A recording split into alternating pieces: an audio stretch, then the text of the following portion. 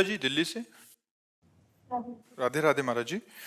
महाराज जी, जीवन में कई बार परेशानियां आती हैं तो लगता है हमने कभी किसी का बुरा नहीं किया, फिर ये सब क्यों हो रहा है? अगर ये पिछले जन्मों का है तो इस जन्म में कर्म क्यों फल मिल रहा है इसका मतलब? क्यों? फसल आपने बोई है तो काटना आपको ही पड़ेगा, कोई दूसरा थोड़ी काटेगा। आज कत्ल करता है, 10 साल मुकदमा चलता है, 20 साल की सजा होती है। कानून व्यवस्था है। ऐसे ही हमारी भागवतिक कानून व्यवस्था है। भीष्म जी सरसैया पे पड़े हुए हैं और भगवान से कहते हैं कि मैं 70 जन्म तक देख रहा हूँ अपनी दिव्य दृष्टि से, मैंने ऐसा कोई पाप नहीं किया जो मुझे ये दंड मिले कि 6 महीना बाणों की सैया पर। तो भगवान ने कहा 100 के ऊपर चलो। एक बार आप राजा थे और एक सांप को उठा करके बबूल के पेड़ में बड़े बड़े कांटों में ऐसे डाल दिया और वो 6 दिन तक तड़प तड़प करके मरा। उसी का परिणाम आपको 6 महीने बाणों की सैया में। तो एक बार किसी एक आदमी का कत्ल किया तो उसको 50,000 जुर्माना या 1 लाख जुर्माना और आजीवन सजा, क्या दंड मिलते हैं? नहीं मिलते। तो हमारे तो न जाने कितने पाप हैं। अब कौन ऐसा शरीरधारी है जो झूठ नहीं बोल रहा? कौन ऐसा शरीरधारी जिससे पाप नहीं हो रहा? ये तो बात कह देना कि हमसे तो कोई गलती ही नहीं हुई, हमसे तो कोई पाप ही नहीं हुआ, ये बिल्कुल हम अविवेकपूर्ण मानते हैं। नहीं, ऐसा नहीं है। हम सबसे गलतियां होती हैं और उसी भगवान के दरबार में अन्याय नहीं है, क्योंकि वहाँ किसी के गवाही की जरूरत नहीं है। वो सर्वव्यापी परमात्मा आपके हृदय में ही बैठा हुआ है। मत्ता परतरम नान्यत किंचिदस्ति धनंजय, मेरे सिवा और कुछ है ही नहीं, तो उसको गवाही की क्या जरूरत है? वो देख रहा है। तो हमको बहुत धैर्यपूर्वक चलना है। देखो, हम कई बार बता चुके हैं कि हमारे शरीर की रचना 2 कर्म से हुई है, पाप और पुण्य। दोनों के मिश्रण से मनुष्य शरीर बनता है। केवल पाप से यातना देह का निर्माण होता है जो नरक में मिलता है। केवल पुण्य से देव देह का निर्माण होता है जो स्वर्गलोक, महारलोक, जनोलोक, तपलोक, सत्यलोक आदि में। लेकिन मनुष्य लोक में दोनों मिश्रित होते हैं, पाप और पुण्य। तो जिस अवस्था में जो हमें दुख मिलना है वो कर्म हमारे ऊपर लागू हो जाएगा। अगर पुण्य कर्म लागू है तो हमें सुखद अनुकूलता प्रशंसा मिलेगी। अगर पाप कर्म लागू है तो दुख प्रतिकूलता निंदा मिलेगी। वो हमारी वैसी बुद्धि हो जाएगी, जैसी हो भवतव्यता तैसी बने सहाय, आप ना आवे ताहि पे ताहि तहाँ ले जाए। अचानक आपसे ऐसी क्रिया बन जाएगी कि आपकी निंदा होगी, आपकी अवहेलना होगी। अचानक आपसे ऐसी क्रिया बन गई, दांव लग गया कि आपकी प्रशंसा होगी, आपकी जय जय हो जाएगी। वो पूर्व कर्मों का विधान चल रहा है। तो फिर मनुष्य जन्म में महानता क्या है? अब नवीन हमसे पाप न होने पावे। अब नवीन कर्म हम ऐसे ऐसे समझ समझ के करें कि हमारी आगे की जो जन्म हो या आगे जो हमें मिले वो बहुत अच्छा ही हो।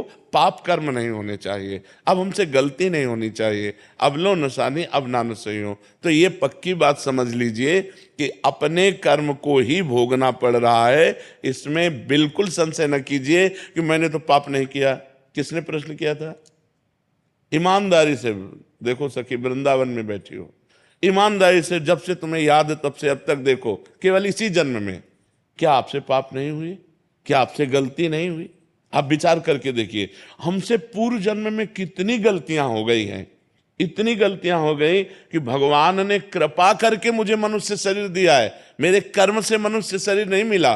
कबहू का करी करुणा नर देहि, देत ईश बिन हेतु सनेहि। अब भी भगवान की कृपा देखो कि आप साधु समागम में बैठी हो, आप वृंदावन आई हो, संत समाज में बैठी हो। अब मोहि भाव भरोस हनुमंता, बिनु हरि कृपा मिले नहीं संता। तो भगवान तो आपको दुलार ही कर रहे हैं, भगवान तो आपको कृपा ही कर रहे हैं। पर हमने गलती की है तो वो भोग तो हमें भोगने पड़ेगा। महाराज जी, इस जन्म का कब भोगना पड़ेगा? अगला। जब अभी जो वर्तमान में गलतियां। अगला।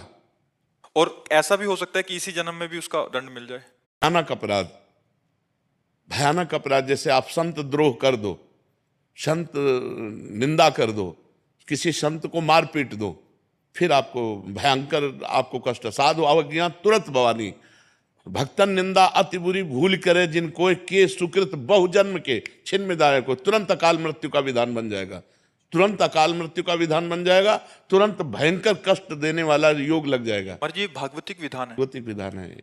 2 मिनट में किसी को मार दिया, इसके बाद आजीवन कारागार, और उसको ऊपर से बोले 1 लाख रुपया जुर्माना। तो ये जो हम भोगने आते हैं मृत्यु लोक में, जुर्माना भोगने आते हैं।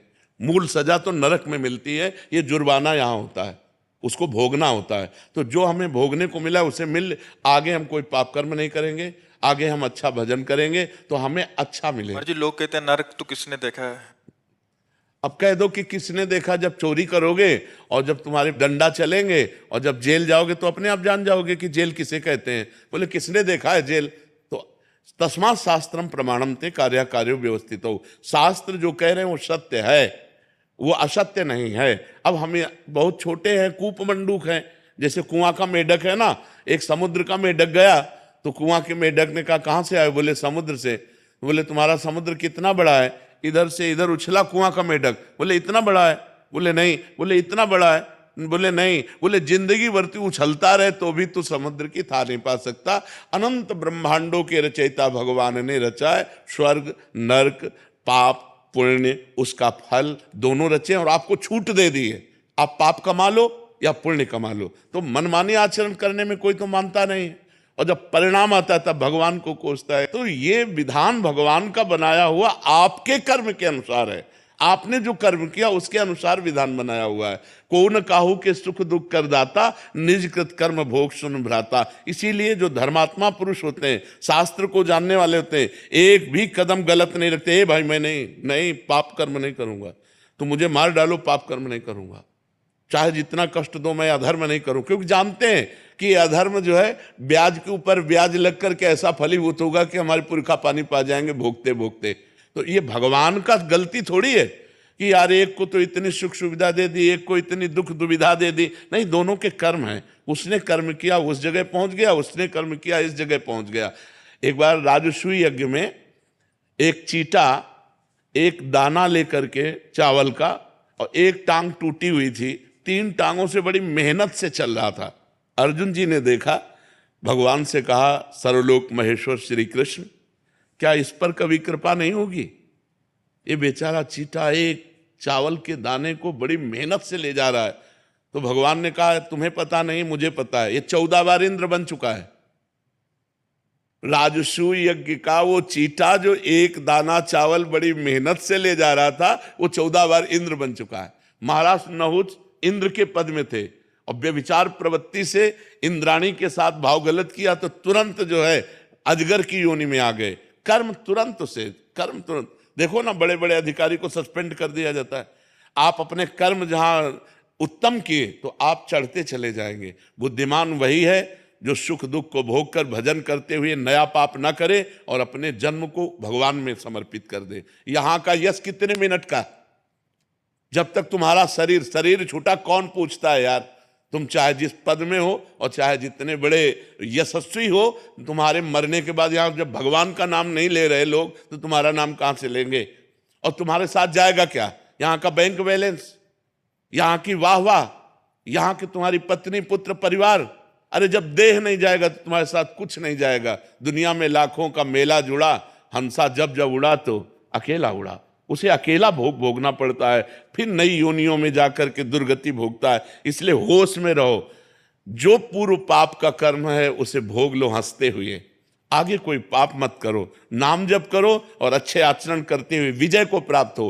परमात्मा ने तुम्हें खेती दे दी और बीज दे दिया, अब बोते क्या हो ये तुम्हें देखना है। खेती दे दी भारत भूमि में मनुष्य शरीर, बीज दे दिया तुम्हारी बुद्धि। पाप कर्म बोते हो या पुण्य कर्म बोते हो? अब बम्बुल बोओगे, दाग छुआरा खाना चाहोगे तो बेवकूफी होगी। गन्ना बोओगे तो गन्ना मिलेगा, बम्बुल बोओगे तो बम्बुल मिलेगा।